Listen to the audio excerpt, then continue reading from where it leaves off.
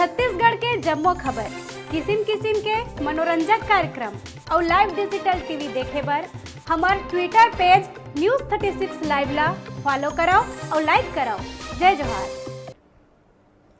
अब बात करबो बलौदाबाजार जिला के बिलाईगढ़ विधानसभा में ब्लॉक कांग्रेस कमेटी बिलाईगढ़ के द्वारा एक दिवसीय धरना प्रदर्शन के आयोजन करे गई और केंद्र सरकार ऊपर किसान विरोधी के आरोप लगाते हुए जम के हमला बरसीन। गौरतलब है कि छत्तीसगढ़ में कांग्रेस सरकार बने के बाद राज्य के किसान मन के धान ला 2500 रुपया प्रति क्विंटल के दर ले खरीदी करे के बाद में किसान मन के चेहरा में एक नवा मुस्कान देखे ला मिलत रहीस। फिर दूसर कति केंद्र के भाजपा सरकार 2500 रुपया में धान खरीदी ला अस्वीकार कर दे गए है।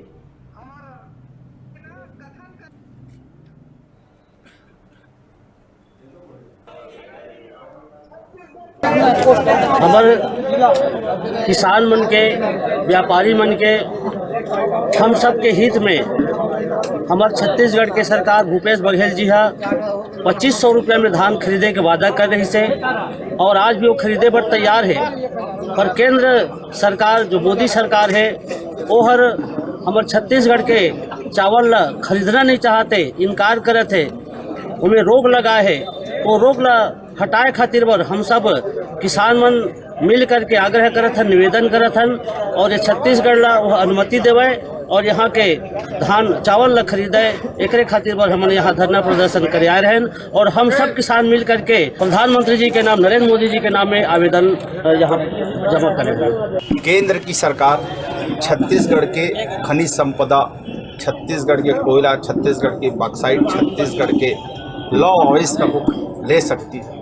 छत्तीसगढ़ में जीएसटी लगा के टैक्स वसूल सकती है, पर छत्तीसगढ़ की धान की कटोरा, छत्तीसगढ़ की चावल को खरीदने में क्या बात है? ये तो संघीय मर्यादा है, संघीय नीति है कि राज्य की जो भी संपत्तियां हैं केंद्र से उससे साझा है।